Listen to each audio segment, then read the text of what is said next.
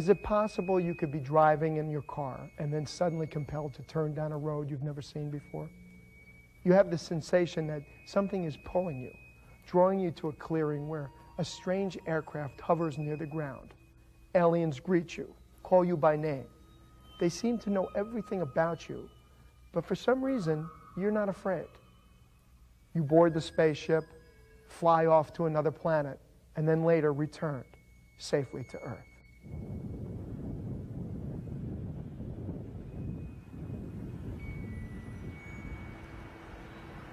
Good evening and welcome to From Beyond. I'm Joey Travolta. Stories of alien contact seem unbelievable, and the contactees are usually passed off as cons or crazy. But should they be dismissed so easily? Tonight we'll take a closer look. My present position of thinking, line of thinking, is that we've been visited by extraterrestrial entities for a long time, maybe as long as our history, and maybe even as long as humanity has been on this planet. And maybe we were brought here by them. It's a long, ongoing, extended phenomenon. It's not an event that happened recently. We only have the modern wave of it being reported at the present time. I'm absolutely convinced, like almost all scientists are, that there's life in the universe, teeming with intelligent life. And I believe that it can get here, and it could happen any day, and it doesn't have to even be what we've been experiencing here. For example, Jacques Vallée says UFOs are real, they are not alien spacecraft. Okay, that's what those are the two fundamentals, I think, of his position. They're real, they're not alien spacecraft. Let's say he's right, but maybe tomorrow the alien spacecraft will be here. And I think it's inevitable, in fact. That's, I guess, my fundamental point here. It is inevitable that we will contact alien life someday. The only question is, when will it openly occur? Maybe it's already, of course, occurred secretly, but when will it openly occur? There are really two kinds of contactee subcultures, in a sense. There was the one that began in Southern California in the 1950s and went on until it petered out sometime in the 60s, was composed in great part of people who claimed actual physical contact with extraterrestrials. And they provided photographs and films of what were represented as spaceships, but which were all too clearly small objects, models. The belief was that there were selected Earthlings who were in regular communication with space people. They were often called space brothers. They were angelic beings, usually with long blonde hair and almost sort of androgynous features, really kind of angels in spacesuits, basically. And that the universe was densely populated, mostly by advanced, benevolent civilizations with an occult philosophy. There was also belief that there was a minority of civilizations in the universe that were demonic, that were really evil, and that they had earthly allies. And the good space people were, among other things, trying to stop the designs of the bad space people. And also, the good space people were trying to prevent Earthlings from blowing themselves up with atomic bombs. During the late 40s and early 50s, as many people are aware, we were going through a great technological stage of advancement here in this country and around the world. We were coming to the advent of the nuclear age, and we were rapidly progressing in our scientific capabilities. However, we seemed to be very slow in our sociological parallel of that scientific advancement. When these craft came to visit us in the late 40s, they were greatly concerned with what we were doing atomically to this planet. We were testing our hydrogen bombs on the surface, in the atmosphere, and we were, for the first time, set up in a condition where we literally had the capability of destroying this planet.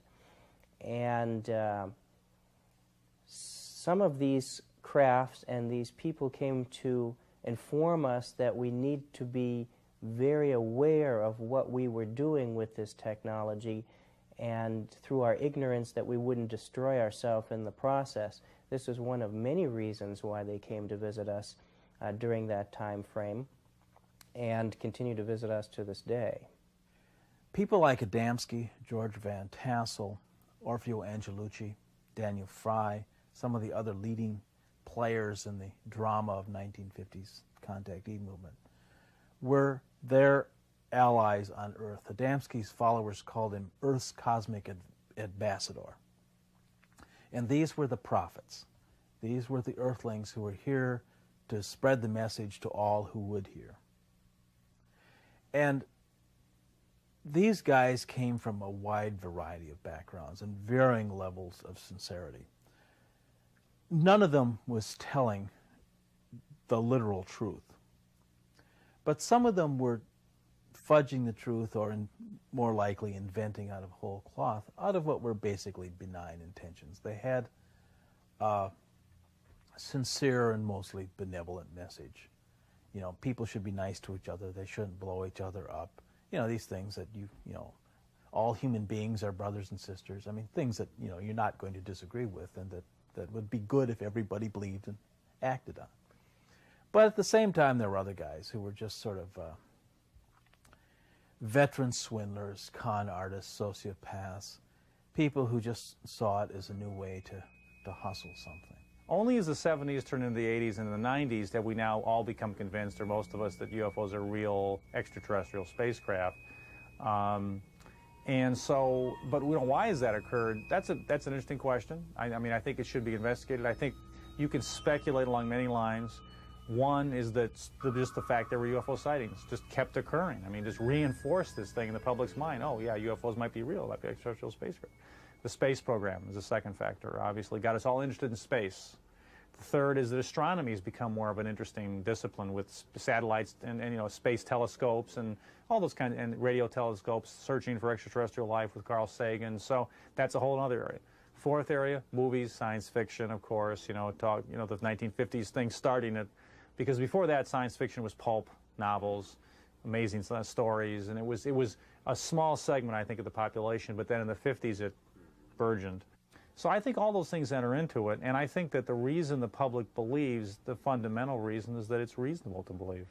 You know, that we all think that there's life out there, and that, hey, why not? Yeah, you know, is essentially, yeah, right, exactly. So why not? Why, you know? And the only difference, in fact, that the public has with scientists is that scientists think alien life exists and it's all far away, and the public thinks alien life exists and part of it's here.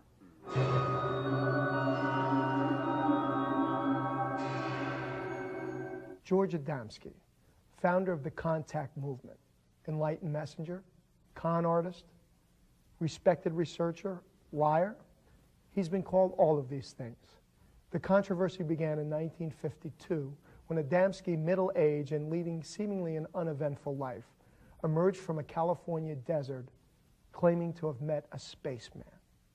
George Adamski was, along with George Van Tassel, the most influential figure in the early contactee movement.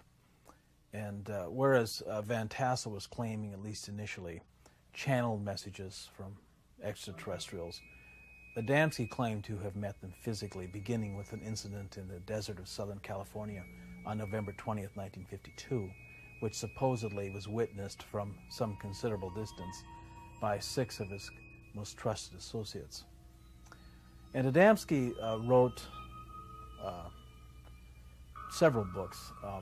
He first really came on the scene by co-authoring with Desmond Leslie, who was an Irish occultist, a book called Flying Saucers Have Landed, which came out in 1953. And this was the first full account of Adamski's initial meeting with a Venusian named Orthon. George Adamski could be considered really the pioneer in the UFO field.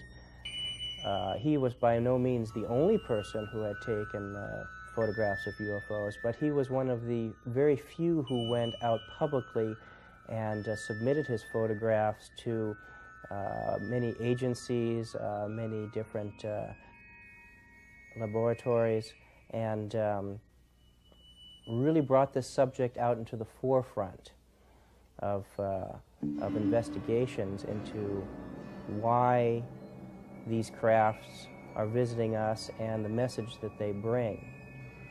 And Primarily, he started taking first pictures in the late 40s. He had a number of contacts in the middle 1950s in front of witnesses in which this craft landed in the desert, and the occupants, human beings, came out and they communicated for minutes, and then they flew back off into their craft into space. And this repeated itself many times during the 50s and early 60s. This is one of the few surviving pictures from the original contact in November of 1952, and you can just see the shape of the scout craft or bell-shaped craft as it comes above the hill out in Desert Center as it's taking off into space. This was after Mr. Adamski had face-to-face contact with the human being who had come out as the pilot of this craft. The photographs were created. In fact, at one point, somebody who was close to Adamski, a guy named Gerald Baker, actually saw the model. Baker was a young guy who was close to Adamski in 52 and 53 and personally witnessed many of the things that went on, and later, spilled the beans to a skeptical ufologist, James Mosley. He also said that the initial contact, the November 20th, 1952 incident, was carefully rehearsed before they went out into the desert, and everybody knew what he was supposed to say. And yet, in the end, we really will never know exactly what happened. I don't think it's the literal truth of Adamski's claims is in any way defensible. Those things simply didn't happen. But something happened. Something human happened, and human behavior can be as enigmatic as the most mysterious UFO events. And I think that in Adamski we're dealing with a human mystery. It's not only the mystery of Adamski's real motivation, but also the mystery of what happens to you when you enter some kind of milieu in which miraculous things are claimed and maybe even experienced on some level. Coming up, more stories of alleged alien contact.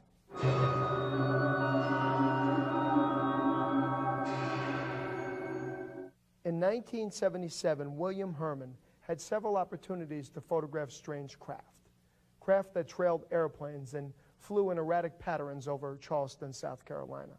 On March 18th, he was out looking for these UFOs when a disc suddenly appeared. It swooped toward him, paralyzing him with a beam of blue light.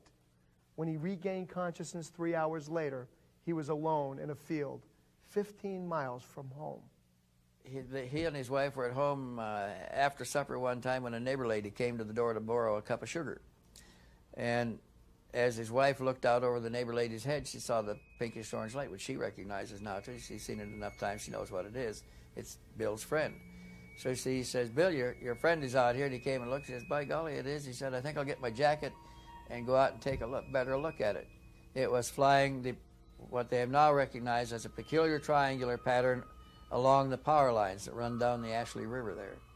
And so he got his jacket on and binoculars, put them around his neck, and walked out the door in his little trailer park where his trailer home was parked, and across a shallow, nearly dry, damp ditch and up onto a railroad track that ran about 10 or 15 feet above the level of the trailer park.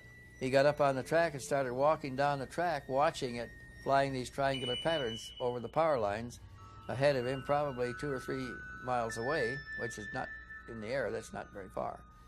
And he had his binoculars out looking at the object when it dropped out of the binoculars. It dropped like a stone. And he lowered the binoculars to see where it crashed, and he saw it just over the water of the Ashley River at water level, and he thought, oh my God, it's crashed right into the river. When at that point it approached it and filled the sky like that.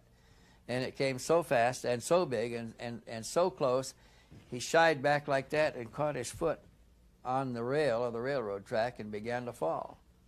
And he put his hands out to see what, there's a jagged rocks down there, you can get skinned up pretty good to see what he was falling on, and he noticed he was not falling, he was rising away from the rocks, and the reeds, tall grass was blowing away from him in waves.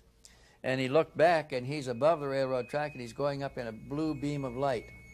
I was about like this, just looking at it, and then I just fell backward like this. Yeah. And at this point, I stopped falling.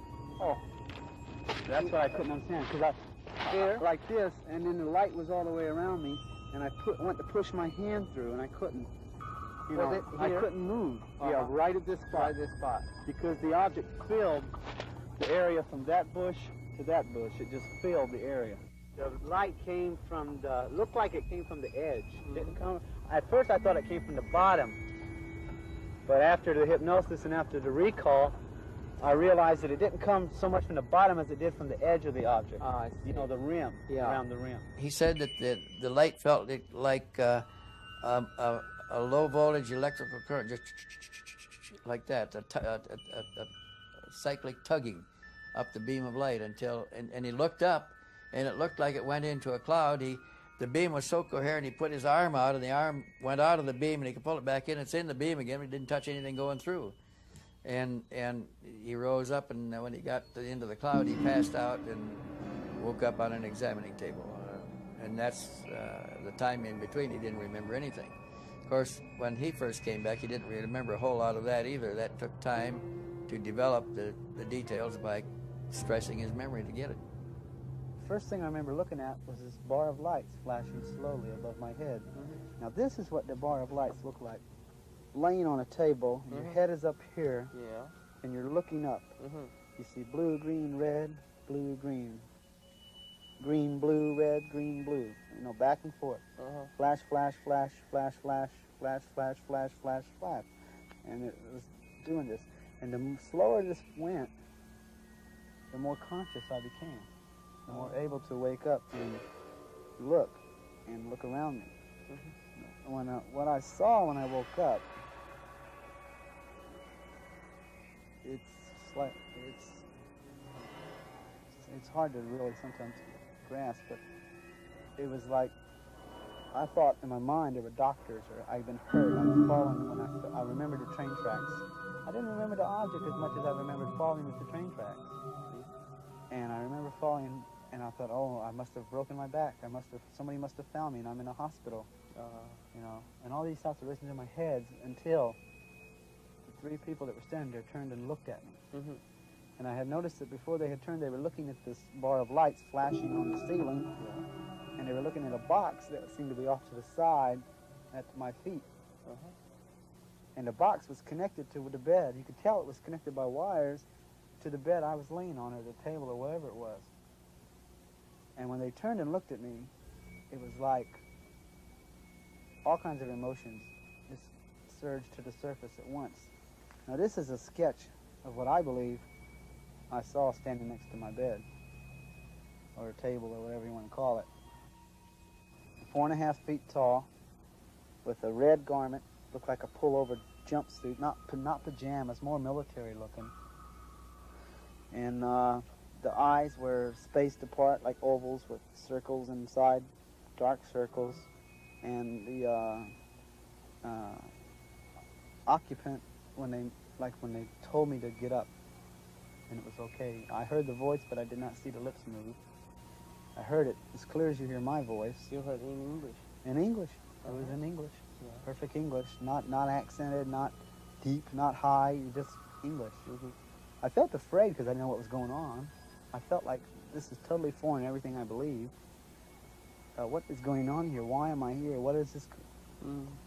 All these thoughts going through my head, and all he could say was, "Don't be afraid." You know, it's like all my emotions and fears were just tossed aside by the comforting assurance of what he said to me. Just, don't be afraid, have no fear, or something to that effect. Come, the time is limited, or something about like that.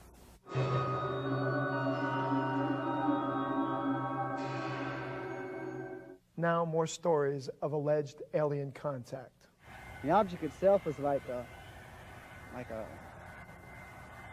round pancake shape with a dome on top and a dome on the bottom. Right. But it looked sealed in metal. In other words, you didn't see no windows or no holes or nothing. It moved in a circle above, I'd say about 800 to 1,000, maybe 1,500 feet above the ground. and it moved in not as obvious triangles, but kind of in a flowing, graceful, dynamical fashion. Oh. I mean, just sliding them across the sky, you know. Not doing anything that would give it an impression that it would lose control. In spite of its erratic behavior, you could tell it was in total control of itself. I mean, there was just, it was the most one of the most beautiful displays of aerodynamics I've ever seen, as far as being involved in this subject. So you tried to take a picture? I tried. The first shot, I believe the first shot I took came out empty sky. It was moving so fast. I mean, it would go up like this and come back like this. Come around like that, and just watching it was, you know, it was hard, because when it would go that way, I'd run across the field, and I'm trying to get it in a viewfinder, and I took about 4 or 5 shots like that, and I believe 2 or 3 of them came out, and 2 came out empty sky. They took him to a control panel and sat him down in one of the seats. His escort, who is speaking to him in his language, he hears it in his language, he hears it in his ears, just like surround sound. And he tells him, look, and they pointed to the screen, and another ship just like the one they were in joined them. And then the 2 ships went rapidly again south over continents, over countries and continents, topography, geography changing, just like it's unrolling rapidly, and they approached ground again, the surface, down over Argentina. They took him again to an underwater facility in the Rio Sal, which runs out of a big freshwater lake, a big lake in northern Argentina. And the river runs through Santa Fe, a little town, not such a little town, big town of Santa Fe. And his escort standing beside him. Now, the escort's not buckled into anything. He's just standing there, and Herman is sitting in a seat, but he's not fastened in either. And the craft he's in tilts down at an angle and goes into the water and goes under the water. And there's no inertial change to him. He feels no inertial changes, and his partner's still standing there beside him. And the partner touches him on the shoulder and says, "We were observed over Santa Fe. There will be reports in the paper tomorrow about UFOs." And they went to the underwater facility, and they're being explained to him that they installed this facility to carry out certain hydrodynamic tests in our water, because our water was different from their water. On the way back, they showed me the reactions of people observing their craft. And he said, "Walk over here." And I walked up to looked like a cross between an open window and a television set. It looked like a TV in that it was like this, but it looked like an open window that I could just stick my hand through it, is what it looked like.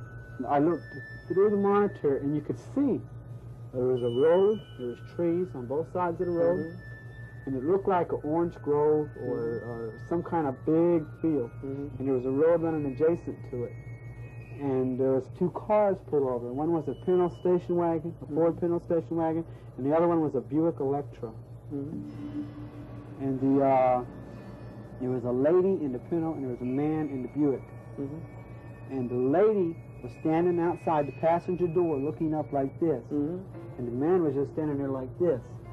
And I'm standing inside this object looking at that, and it was like it zoomed up on the people.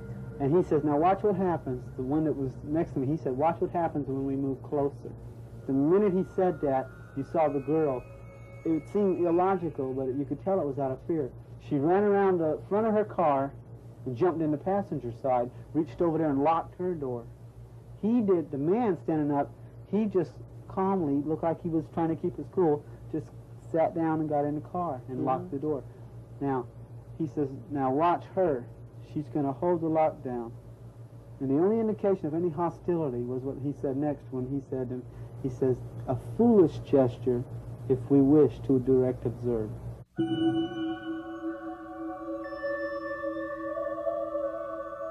After the examination, and they're escorting around the ship, as they're starting to walk through the ship, his host, his guide, said that they would like him. He said, "I wonder if you could make some arrangement with your government to release a damaged vehicle and one of our damaged ships and the bodies of our people." And he said, "Oh, I don't have any connections like that. There's nothing I could do for you there. I don't know anybody. I don't have any. I'm a nobody. There's no way I can help you. He said, why don't you do it yourself? And the alien said, we have tried. They said, we sent an emissary to try to negotiate a release.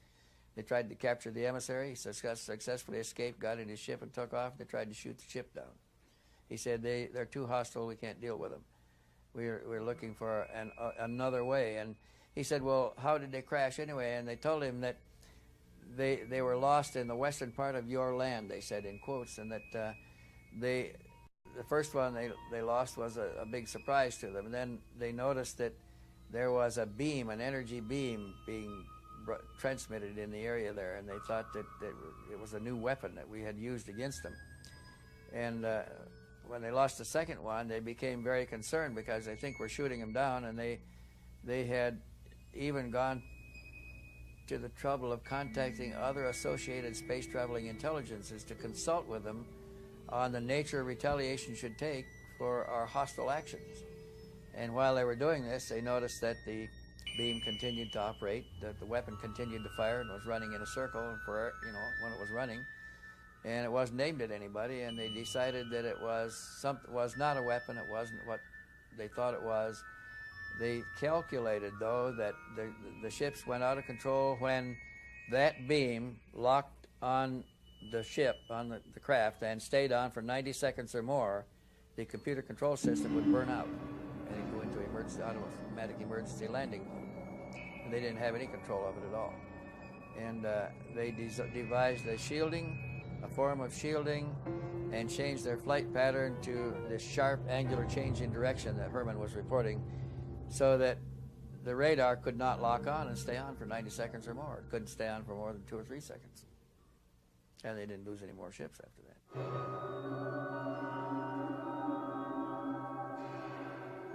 Now more stories of alleged alien contact. Paul told me on my first visit, and that was what I started with, how did this all begin? And he said that he worked for a power company in California, south of Los Angeles someplace, and that he was checking power lines, and his route was south of Los Angeles along the coast. And he said that he sat down on a beach, a rocky beach, one time. It was a cove, to eat a sandwich, and a man walked up to him, came around the big rock and walked up to him on the beach. He was a tall man. He was about 6.5 to 7 feet tall. He was quite a bit taller than Paul. And he introduced himself, gave him a name, which I don't remember. And Paul, he asked him where he's from, and he says, not from around here. He said, I come from elsewhere. He said, if you will step this way with me, I'll show you my vehicle. And Paul walked around the rock with him, and there was a disc-shaped craft hovering a couple of feet off the water. And the guy took Paul by the hand and floated him to the ship.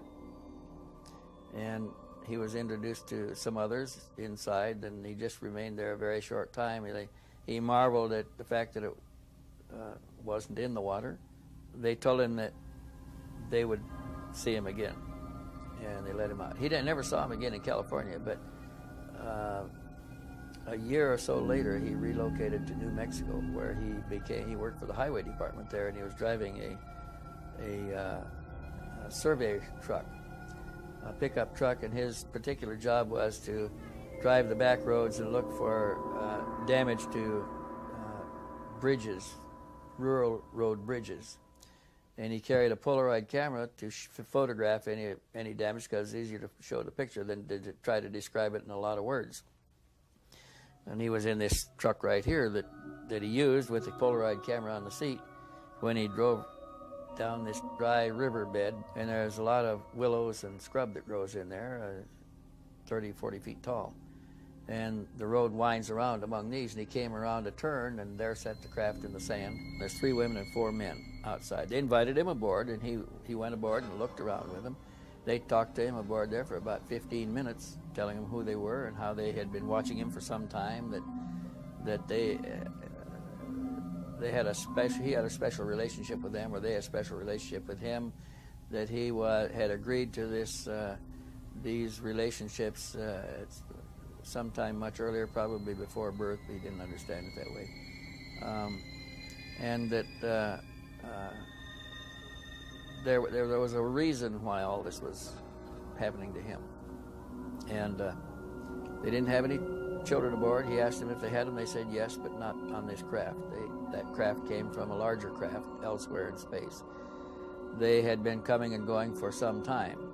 They said they had other contactees, but they never told him who the other contactees were, and we've never heard of any of them since. They did not encourage him to get any attention over this.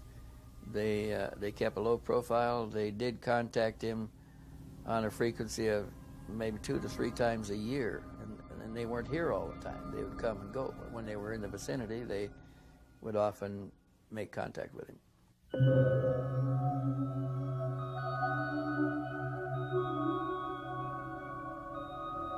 My hypothesis is that these people who are driving these UFOs, or at least the people who designed them, have a technology that's more advanced than ours. I mean, I think that's obvious, that they're more advanced than our technology.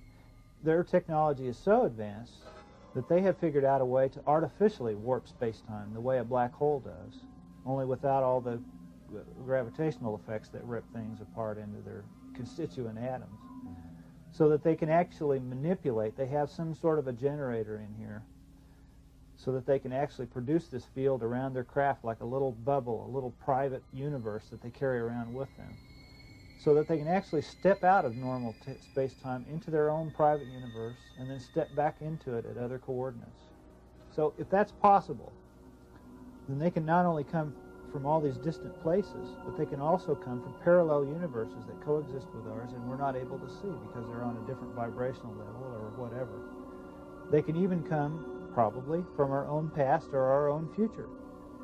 Because as the quantum physicists are telling us now, the past, present, and future are not separate. Our idea of the stream of time is only an artifact of our consciousness. It is our consciousness that's traveling.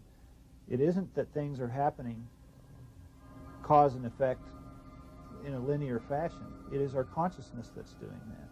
So the past and future actually exist simultaneously with us, and if you're able to warp space-time, you can travel to and from them. Time is not linear. In fact, it doesn't exist. It's just a concept that we use to describe aspects of space-time, and it's an artifact of our consciousness. So this warping of space-time, I think, can explain a great many things about the UFOs. One day in 1975, suddenly and without explanation, a one-armed Swiss farmer named Edward Billy Meyer jumped on his moped and disappeared into the woods outside his village. He returned saying that he had met extraterrestrials and had pictures to prove it. The photographs showed spaceships hovering in the air, and Meyer was to take hundreds more photos during his alleged meetings with ETs over the next 5 years. Were the photographs fake, part of an elaborate hoax, or was Billy Meyer really in contact with visitors from beyond?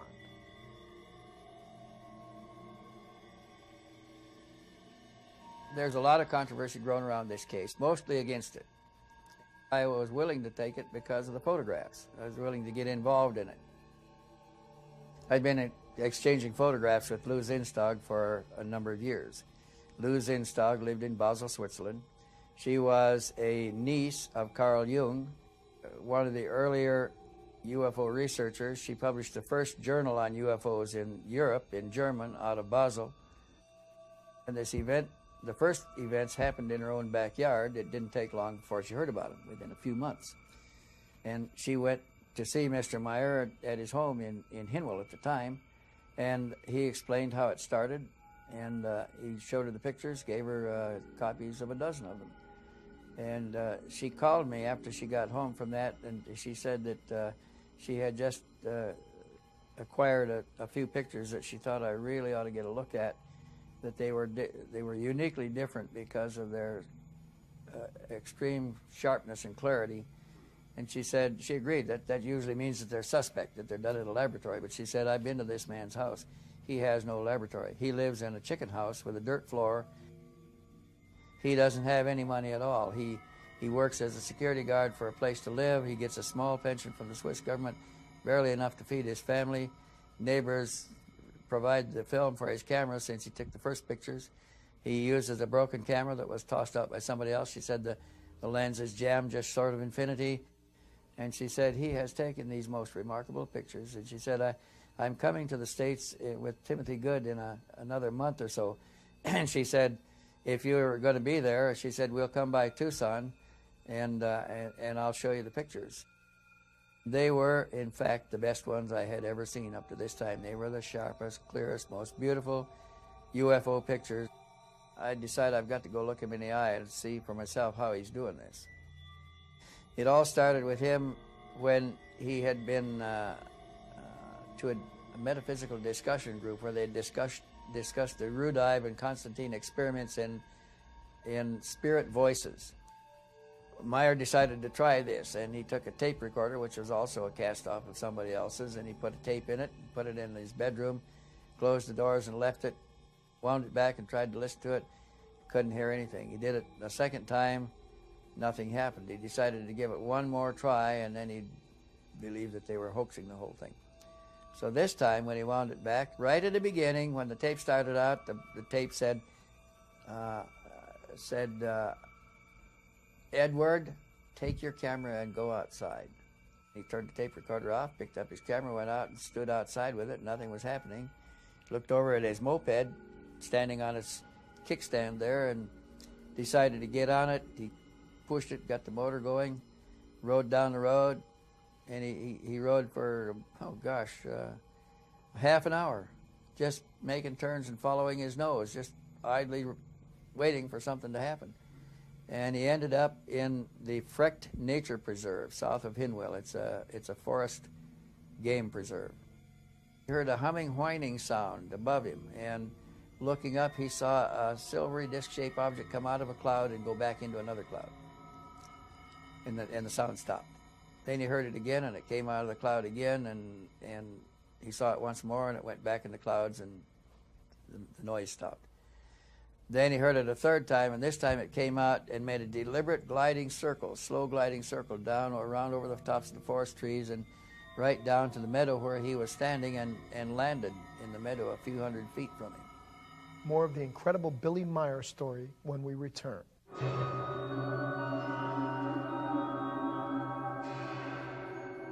Welcome back. We continue now with the incredible Billy Meyer story. This time it came out and made a deliberate gliding circle, slow gliding circle, down or around over the tops of the forest trees and right down to the meadow where he was standing, and landed in the meadow a few hundred feet from him. He started running towards it with his camera. He took several pictures of it in its descent. And he started running forward with his camera, and the closer he got, the more he ran into a resistance.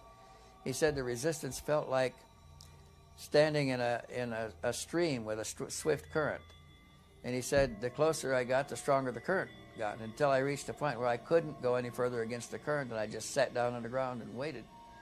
And then a being came out from behind the craft walking towards him, and he came up to him, and together they walked a few feet back and sat down on the grass, and she identified herself. She said, "You may call me Semyasi." She said, "I'm not from your system here." But she said, "I have a very important message for you, and I want you to remember very carefully." And he said, "I have no recorder or no notebook or pencil to take any notes. How can I record? How can I remember it carefully?" And she said, "Listen closely, and I'll help you to remember it." That's how it all started. And that message was the message pertaining to the decay of our ionosphere caused by industrial gases.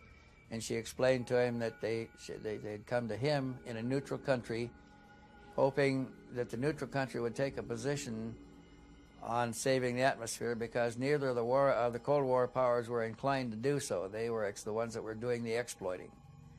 And they hoped that his government would take a neutral position and seek to stop the action. He said, "I don't have any contact with the government. I can't do anything for you. Why don't you go to them?"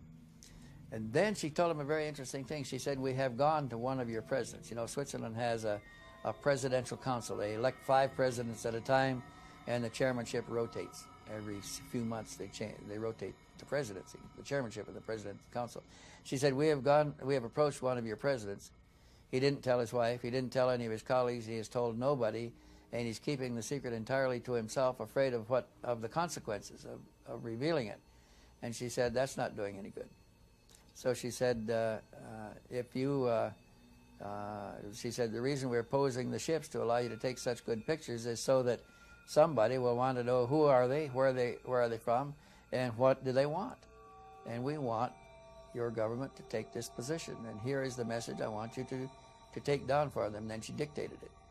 And when he got home from that meeting, he sat down in his little bedroom and started to write the message. And then it came through automatic. He was trying to remember what they said when it came through automatically in longhand, and he wrote it rapidly, faster than he can write normally, under some kind of control. And he wrote 15 or 20 pages full, and then it stopped.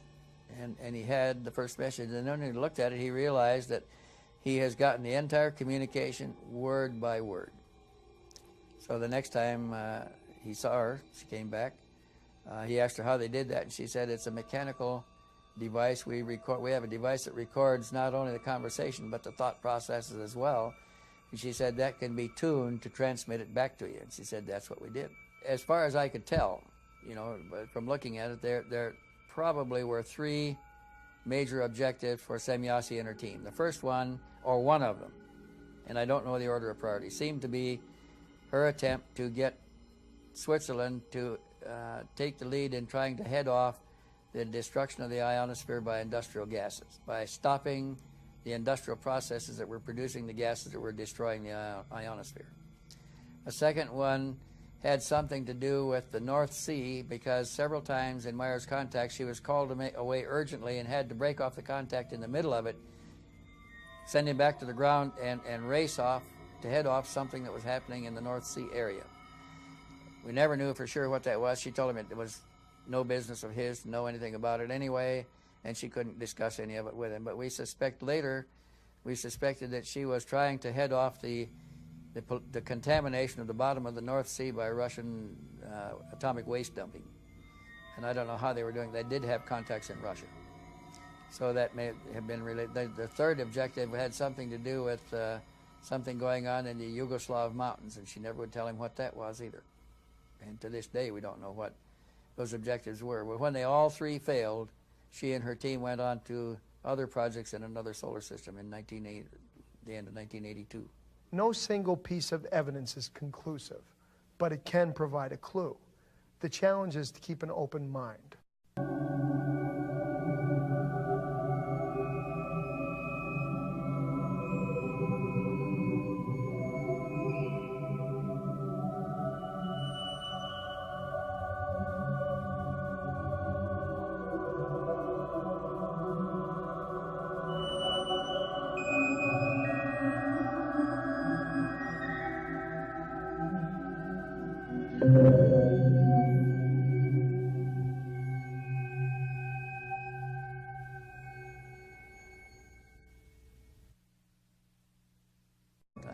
I'm absolutely convinced, like almost all scientists are, that there's life in the universe, you know, teeming with intelligent life. And I believe that it can get here, and it could happen any day, and it doesn't have to even be what we've been experiencing here. You know, for example, Jacques Vallée says UFOs are real, they are not alien spacecraft. Okay, that's what those are the two fundamentals, I think, of his position. They're real, they're not alien spacecraft. Let's say he's right, but maybe tomorrow the alien spacecraft will be here, and I think it's inevitable. In fact, that's I guess my fundamental point here. It is inevitable that we will contact alien life someday. The only question is, you know, when will it openly occur? Maybe it's already, of course, occurred secretly, but when will it openly occur? There are really two kinds of contactee subcultures in a sense. There was the one that began in Southern California in the 1950s and went on until it petered out sometime in the 60s, was composed in great part of people who claimed actual physical contact with extraterrestrials. And they provided photographs and films of what were represented as spaceships, but which were all too clearly small objects, models. The belief was that there were selected Earthlings who were in regular communication with space people. They were often called space brothers. They were angelic beings, usually with long blonde hair and almost sort of androgynous features, really kind of angels in spacesuits, basically. And that the universe was densely populated, mostly by advanced, benevolent civilizations with an occult philosophy. There was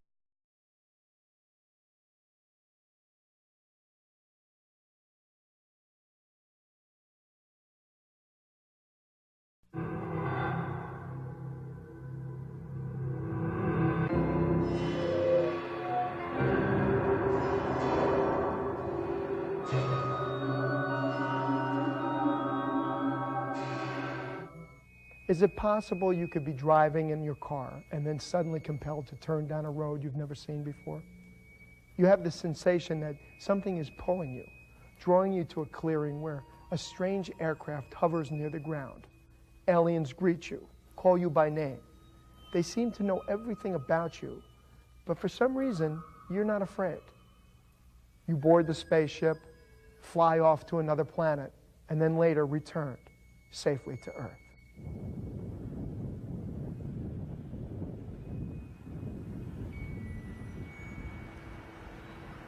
Good evening and welcome to From Beyond. I'm Joey Travolta. Stories of alien contact seem unbelievable, and the contactees are usually passed off as cons or crazy. But should they be dismissed so easily? Tonight we'll take a closer look. My present position of thinking, line of thinking, is that we've been visited by extraterrestrial entities for a long time, maybe as long as our history, and maybe even as long as humanity has been on this planet. And maybe we were brought here by them. It's a long, ongoing, extended phenomenon. It's not an event that happened recently. We only have the modern wave of it being reported at the present. That occurred, that's an interesting question. I mean, I think it should be investigated. I think you can speculate along many lines. One is that just the fact there were UFO sightings just kept occurring. I mean, just reinforced this thing in the public's mind. Oh, yeah, UFOs might be real, might be extraterrestrial spacecraft. The space program is a second factor, obviously. Got us all interested in space. The third is that astronomy has become more of an interesting discipline with satellites and you know, space telescopes and all those kinds, and radio telescopes searching for extraterrestrial life with Carl Sagan. So that's a whole other area. Fourth area, movies, science fiction, of course. You know, the 1950s thing starting it. Because before that, science fiction was pulp novels, amazing stories, and it was a small segment, I think, of the population. But then in the 50s, it burgeoned. So I think all those things enter into it, and I think that the reason the public believes, the fundamental reason, is that it's reasonable to believe. You know, that we all think that there's life out there, and that, hey, why not? Yeah, you know, is essentially. Yeah, right, exactly. So why not? Why, you know? And the only difference, in fact, that the public has with scientists is that scientists think alien life exists and it's all far away. And the public thinks alien life exists and part of it's here.